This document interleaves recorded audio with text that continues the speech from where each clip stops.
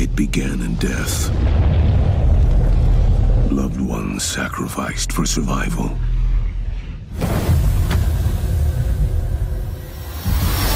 But for generations, the blood feud continued. From father to son, and beyond. What's up? Tenku230 here. I hope everyone is having a great day. So welcome back to the monthly series, What Are You Playing This Month? Where I ask you what you'll be playing in the next 30 or so days. I want to thank everyone for the continued support on the channel. Keep rocking, everybody. This is the June edition. So I started playing the original Tekken on the PS1 back in the 4th or 5th grade with my then best friend at the time. With Tekken 2, around 7th grade, that's when I met Hai and became closer friends with Vince. Hai is a really good fighting game player. He's like, in our circle, god level. So one day Vince and I were switching off fighting him, and we couldn't beat him. He reached like a 25 win streak against the both of us. I mean, we'd get rounds, but we'd never win a match. And even though we kept losing, it was still a good time. I still remember at around the same time I said, man, you know, I wonder what Tekken 5 or Tekken 6 is gonna be like. And now here we are with Tekken 7. It's insane to think that this series has been going on for so long, since I was like 13 or 14 years old. So yeah, I can't wait to dig in and play, and it makes me wonder if my 30-year-old self can beat my 13-year-old self in a fighting game. So I want to ask, if you've played the Tekken series at all, who's your favorite character or characters? I've always had an affinity to Yoshimitsu. Tekken 7 arrives June 2nd.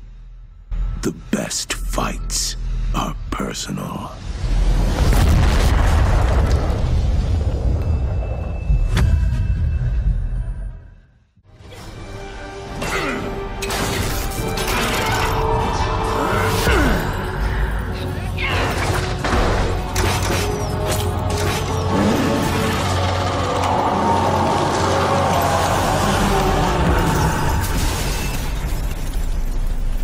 Now, I actually wasn't sure if I wanted to put this in or not, since it's an expansion to a game, but the Morrowind add-on for the Elder Scrolls Online is of significance to me solely because of the Elder Scrolls 3 Morrowind.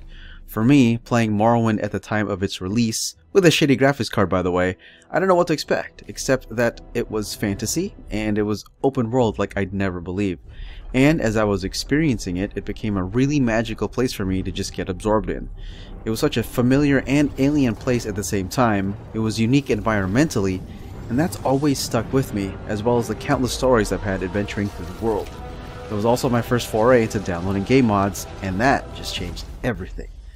This expansion just makes me want to try out the Elder Scrolls Online for the first time, because it would be awesome to revisit the island of Morrowind in an updated version in 2017, but actually takes place 700 years before the Elder Scrolls 3. So yeah, maybe it might be time to head back into the MMO scene, especially since the last one I played was Guild Wars 2 when that first released.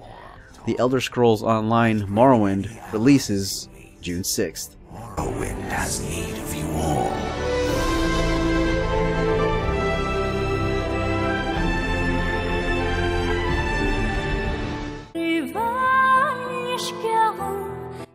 I got Valkyria Chronicles almost immediately after I purchased my PS3, which by then was lowering in price, and this game just blew me out of the water, visually and gameplay-wise, strategically.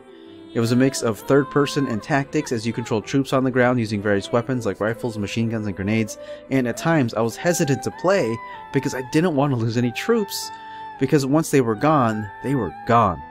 So there was some permanence to your actions. Sadly, I never got to play any of the sequels, so of course when I heard about Valkyria Revolution coming to the consoles, I was like, oh yeah!